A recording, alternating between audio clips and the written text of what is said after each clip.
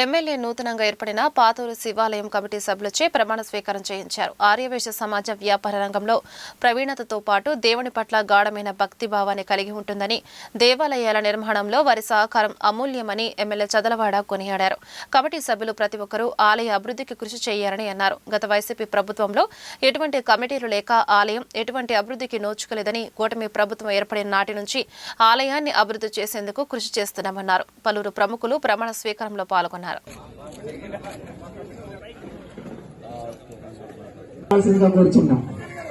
వాళ్ళని భగవంతుడి సాక్షిగా ఈ క్రింద విధముగా ఏ విధంగా చేయాలనే దాని మీద మీరందరూ కూడాను ప్రతి గొప్ప పేరున్న దేవాలయం మొదటి నుంచి కూడా పాతూరు శివాలయానికి వెళ్ళి మొక్కుంటే గనక అన్ని ఆ స్వామివారు తీరుస్తారు.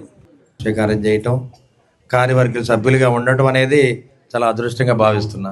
ఎందుకంటే మొదటి నుంచి కూడా స్వామివారికి ఎవరైతే సేవ చేస్తున్నారో తరతరాలుగా ఆ కుటుంబాలు ఉన్నారు కాబట్టి దాదాపు 30 సంవత్సరాలు 40 సంవత్సరాలుగా వారికే దీంట్లో అగ్రస్థానం ఇద్దామని చెప్పి అనుకోవడం జరిగింది. దాంట్లో కొంతమంది ఏంటంటే కార్యవర్గ సభ్యులు మారుద్దాము, చాలా నుంచి వాళ్ళు ఉన్నారని చెప్పారు. కానీ ఏంటంటే ఈ ఒక ధర్మకర్తలాగా మొదటి నుంచి కూడా వాళ్ళు ఉంటున్నారు కాబట్టి ఆ గౌరవం వాళ్ళకి ఇవ్వాల్సిన మరి అవసరం వచ్చింది. మనకి సనాతన ధర్మాన్ని కాపాడాలన్నా, హిందూ ధర్మాన్ని కాపాడాలన్నా రైతు వర్గాలు ఉండాలి, వ్యాపార వర్గాలు ఉండాలి.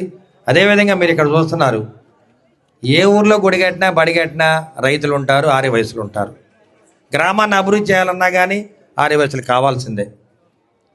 రాజకీయాల్లో ఎవరిని గెలిపించాలన్నా కానీ ఆర్యవైశ్యులు పిలుపు ఉండాలి. ఆ పిలిపే నేను తీసుకున్నా. మీరు ఇట్లానే ఇంకో 25 ఏళ్ళు ఇవ్వాల్సిందే. ఆర్యవైశ్యులు పిలుపు, అరవింద్ బాబు గెలుపు ముందుగా అని చెబుతున్నా.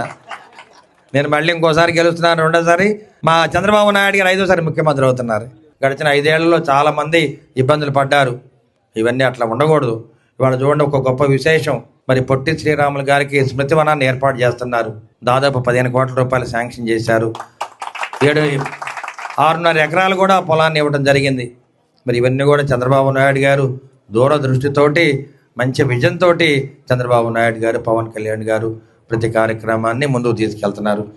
ఇక్కడైతే గుడి చాలా చక్కగా చేస్తున్నారు. అంతమంది కొంచెం పరిశుభ్రత తక్కువ ఉంది. నేను ఈవో గారు వచ్చిన తర్వాత దాన్ని చాలా చక్కగా కరెక్ట్ చేశారు. అదేవిధంగా నవగ్రహాలు అక్కడ కొంచెం శుభ్రంగా చేయాలి మనం. అదేవిధంగా ఈ గుడి మీద ఎంతోమంది అర్చకులు ఆధారపడి బతుకుతున్నారు. ఎన్డీఏ ప్రభుత్వం అంటే ధర్మాన్ని, దేశాన్ని కాపాడటానికి ఏర్పడిన ప్రభుత్వం ఎన్డీఏ ప్రభుత్వం. గత ప్రభుత్వంతో పోల్చుకుంటే గత ప్రభుత్వ హయాంలో ఏం జరిగిందో మీకు అందరికీ తెలుసు. వైసీపీ ప్రభుత్వ హయాంలో ధర్మం ఏ విధంగా నాశనం అవ్వాలో, దేవాలయాలు ఏ విధంగా మరుగున పడాలో అన్ని విధాల నాశనం చేయడం జరిగింది. కొన్ని ఉదాహరణలు చెప్తాను. రామతీర్థంలో సాక్షాత్తు రాముల వారి శిరస్సును ఖండించడం చేయడం జరిగింది. అది ఎవరు చేసింది ఇంతవరకు తెలియదు. అంతర్వేదిలో లక్ష్మీనరసింహ స్వామి వారి రథాన్ని తగలబెట్టడం జరిగింది. దానికి సాక్ష్యాలు లేవు. ఎంత అన్యాయం జరగాలో దైవానికి, ధర్మానికి అంత అన్యాయం జరిగింది. గతంలో ఈ రాక్షస సంహారం కోసం దేవుడు జీవుడై వస్తాడంటారు. ఈనాట ఆ పరిస్థితులు లేవు. జీవుడే దేవుడై రావాలి. ఆ విధంగా వచ్చిన త్రిమూర్తులే మన దేశంలో ముగ్గురున్నారు. వాళ్ళొకరు విశ్వనాయకుడు నరేంద్ర మోడీ గారు, రెండోవారు విజనరీ నాయకుడు చంద్రబాబు నాయుడు గారు, మూడోవారు సనాతన ధర్మాన్ని భుజానెత్తుకొని దేశమంతా తిరగడానికి రెడీ అయిన పవన్ కళ్యాణ్ గారు. మన ఈ పాతూరు శివాలయం అంటే అందరికీ తెలిసిందే, పురాతనమైంది. ఎంతో మహిమగల స్వామి శివుడు కానీ, పార్వతి కానీ, అట్లాగే అక్కడ లోపల వినాయకుడు, ఆంజనేయ స్వామి అందరూ ఉన్నారు. ఎందుకంటే మనందరికీ తెలిసింది, ఇంతకుముందు బాగా ఎప్పుడో ఊరు పుట్టినప్పుడు ఉన్న దేవాలయం. దాన్ని బాగు చేయాలంటే ఎవరికి అందరూ భయపడేవాళ్ళు. అందరూ డబ్బులు ఇద్దామన్నారు కానీ ప్రతిష్టలు చాలాసార్లు పునఃప్రతిష్ఠ చేద్దామని కూడా వెనకాడుగు వేశారు.